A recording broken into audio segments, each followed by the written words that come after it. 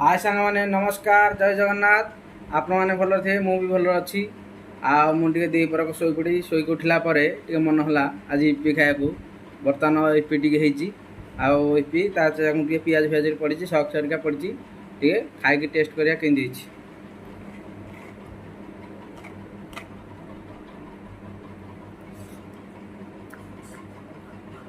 ओ fast class ditto आमर restaurant type रही बर्तमान खाया बहुत बढ़िया लगे।